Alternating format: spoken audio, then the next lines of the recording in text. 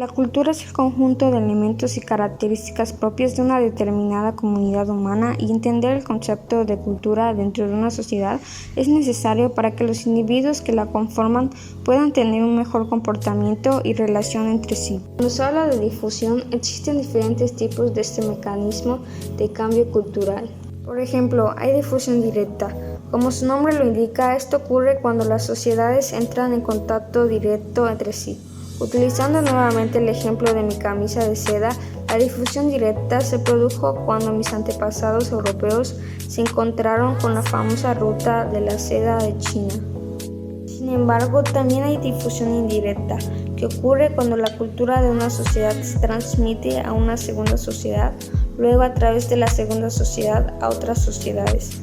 Nuevamente, usando la idea de la camisa de seda, estoy usando seda debido a la difusión indirecta. Hace generaciones y generaciones, varios grupos diferentes de europeos vestidos de seda desembarcaron en las Américas. Después de muchos años de guerra y paz entre ellos, estos europeos se unieron y crearon los inicios de una cultura que ayudaría a definir la sociedad estadounidense. En esta sociedad, lo adivinaste, la gente usa seda. Al escuchar este ejemplo, es posible que esté pensando, bueno, ¿qué pasa con los pobres nativos americanos que fueron pisoteados en todo el descubrimiento de las Américas? Excelente pensamiento y causalmente una gran pista hacia nuestra última forma de difusión, la difusión forzada. La difusión forzada ocurre cuando una cultura domina a otra cultura y fuerza su cultura sobre el grupo conquistado. En nuestro ejemplo, creo que estaríamos seguros de decir que las poblaciones nativas americanas en ese entonces llegaron a usar seda por difusión forzada. Entre otros conceptos tenemos la culturación. La culturación es un proceso de cambio que tiene lugar cuando dos culturas entran en contacto estrecho. Este cambio se expresa en las costumbres, las creencias, el idioma, las normas. La enculturación. La enculturación es un proceso que tiende a integrar al individuo hacia el grupo, sociedad y cultura de pertenencia, en el caso a una cultura familiar, comunitaria y a una cultura escolar. La deculturación. La deculturación tiene lugar cuando se pierden paulatinamente las características culturales mientras se adoptan rasgos de una cultura diferente. Por ejemplo, una comunidad latina que deja de conmemorar el Día de los Difuntos y celebra Halloween. La transculturación. La transculturación es un neologismo que indica el proceso de asimilación de una cultura por otro, resultando en una nueva identidad cultural. La comida es uno de los aspectos donde la transculturalidad es más notoria, como por ejemplo las comidas criollas en México, condimentadas con muchos tipos de ajíes y limón. La globalización. La globalización es un proceso económico, social, político, tecnológico y cultural a escala planetaria, caracterizado por una progresiva integración e interacción entre los países, las personas y las instituciones. Un ejemplo de globalización es la fabricación de productos electrónicos en China con materias primas de países como la India para ser vendidos en Estados Unidos, Europa y otros mercados. También podemos decir que la globalización tiene un gran impacto en las culturas si hablamos sobre las consecuencias negativas que deja este problema de la globalización.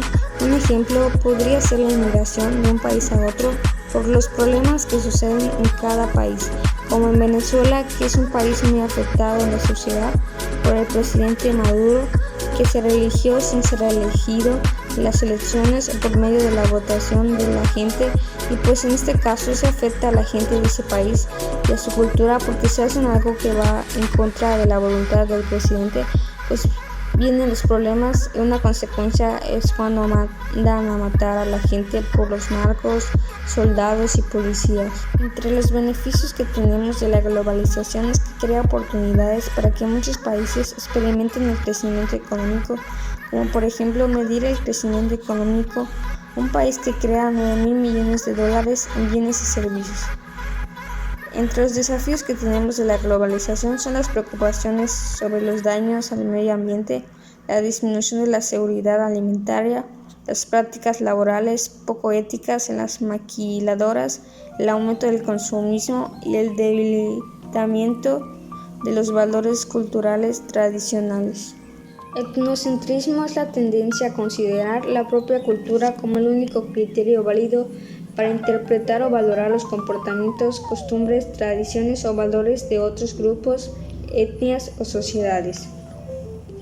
Un ejemplo de etnocentrismo es en la cultura popular, es el cine producido en Hollywood.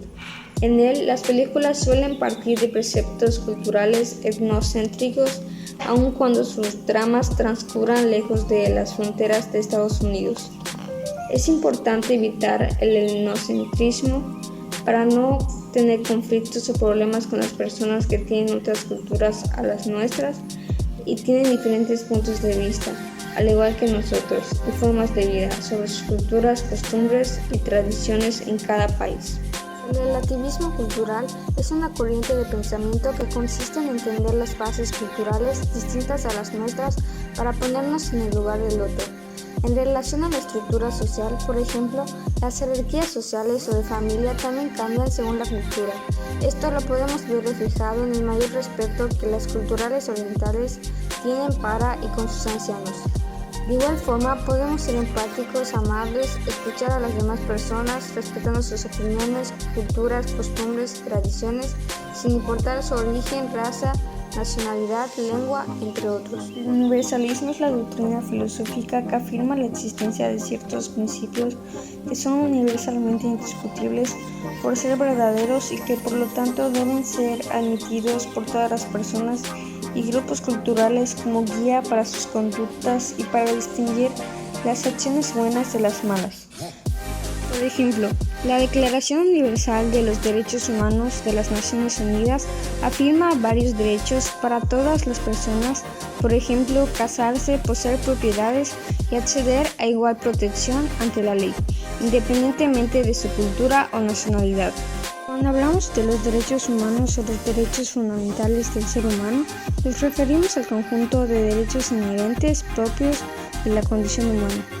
En otras palabras, a los derechos con los que nace ya toda persona, independientemente de su raza, nacionalidad, clase social, religión, género o cualquier otro tipo de distinción posible. Entre los derechos humanos incluyen el derecho a la vida y a la libertad, a no estar sometido ni a esclavitud ni a torturas, a la libertad de opinión y de expresión, a la educación y al trabajo, entre otros muchos.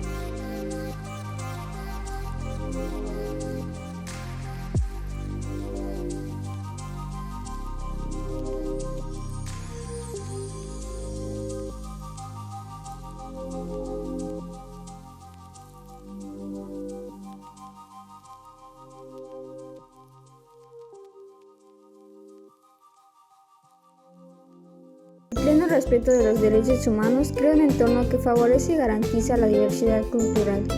Esta solo puede protegerse y promoverse si se garantizan los derechos humanos y las libertades fundamentales. En conclusión, puedo decir que es importante la diversidad cultural, ya que desde mi punto de vista no debemos hacer menos a una persona o juzgarla por su origen, raza, religión, nacionalidad, lengua, género, sin conocerla primero, porque caras vemos pero corazones no sabemos. Por último, algunos consejos que les recomiendo para promover la convivencia pacífica en cualquier espacio y grupo diferente al nuestro es ser tú mismo, amable, empático, escuchar a los demás, respetuoso, honesto y sobre todo evitar conflictos.